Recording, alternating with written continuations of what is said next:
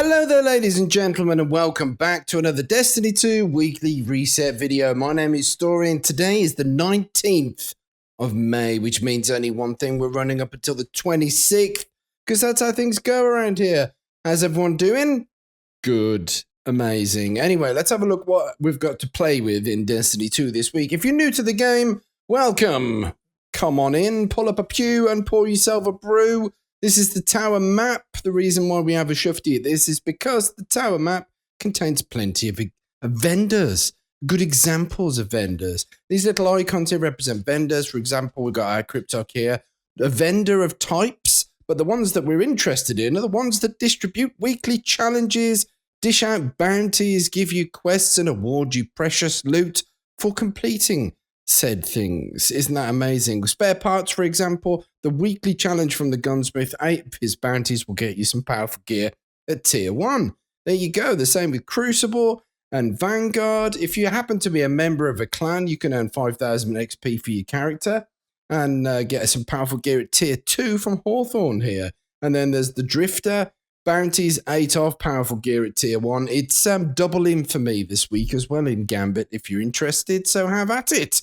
Anyway, there you go. That's the tower map. Vendors are your best friend. Go out there and explore the Destiny universe and frequent yourself with the plethora of vendors. All right, then.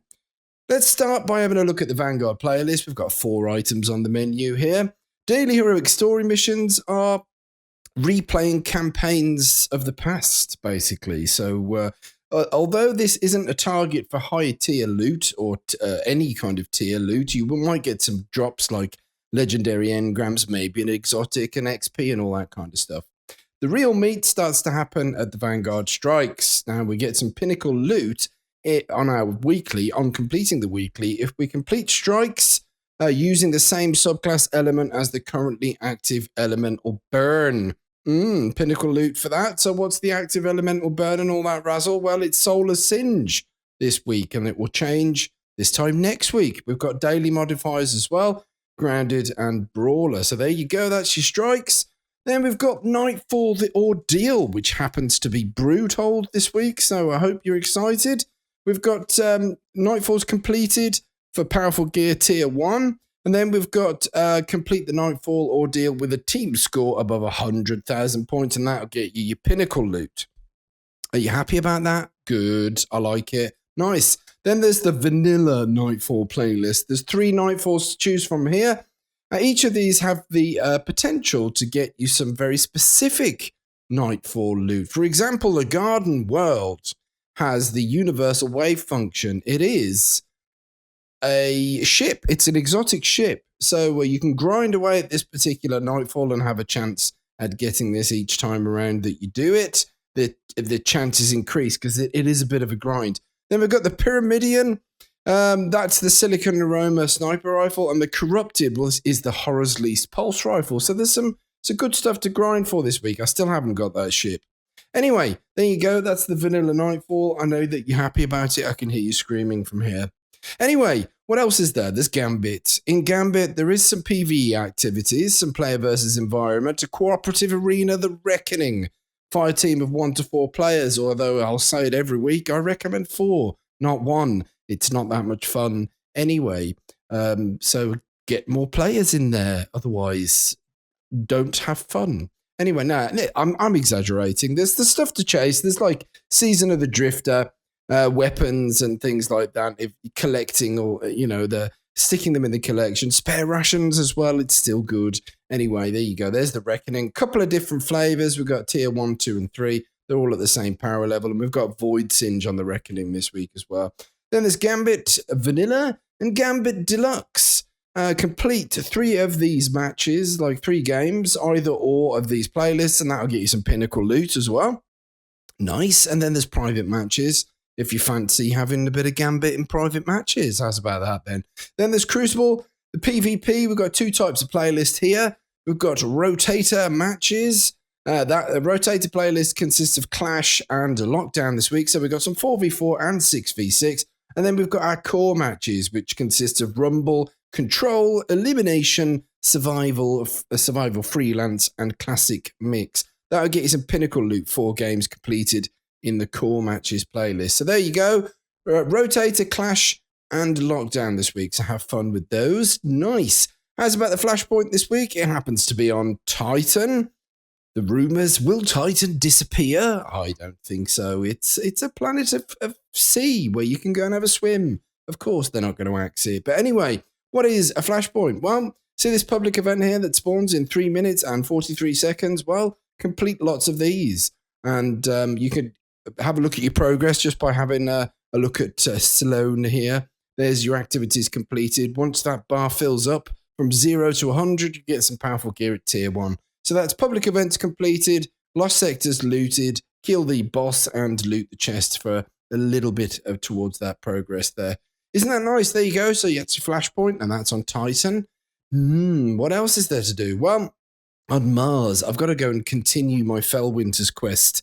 That's what that flashing icon is there. But on Mars, we've got Escalation Protocol. If you're still after the Ikelos weapons, this week you've got your chance at getting the Ikelos SMG. I know that you're really excited about that. I can just tell. Anyway, what else is there? On the moon, we've got more stuff. We've got Nightmare Hunts, the weeklies, complete any Nightmare Hunt activities, keep grinding basically, three of those, powerful gear at tier 1. And then you got a weekly, complete the Nightmare Hunt on Master difficulty. That'll get you some pinnacle loot.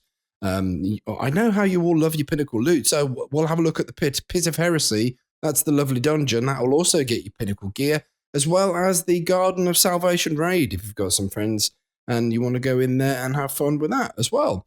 There's also some vendors that you want to check out. We've got Eris here, the lovely Eris, and then there's a table.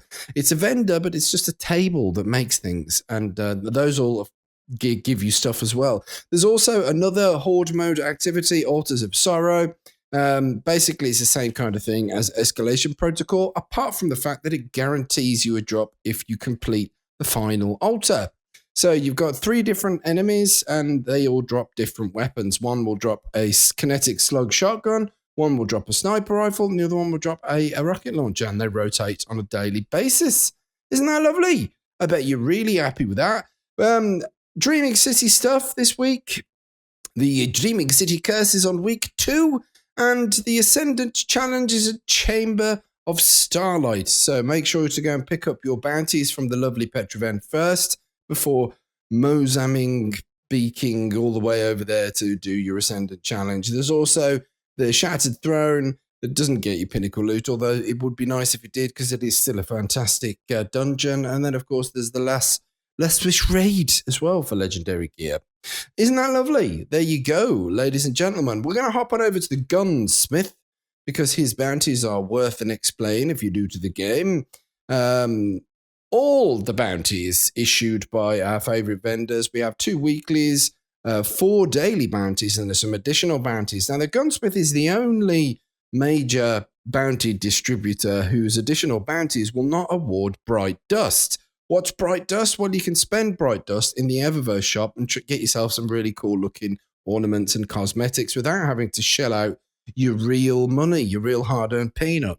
So anyway, there's also the other bounty vendors will give you some Bright Dust for the weeklies, 200 a piece, so you can get quite a lot each week if you've got 3 characters. But anyway, we'll look at the Gunsmith because he's got upgrade modules for your weekly bounties. He will award you upgrade modules and a variety of resources, glimmer and XP, and the daily bounties will award mod components and enhancement cores. So this is all good for upgrading your shizzle manizzle, okay? So this is good stuff. And then there's, of course, we've got armor mods and weapon mods, and these rotate on a daily basis, so these are well worth coming back and having a look to add to your collection. Today we've got shotgun ammo finder and freehand grip.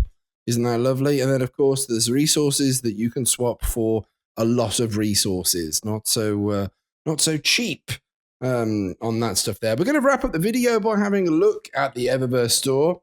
I know it's one of your favorites. I can hear you screaming from here.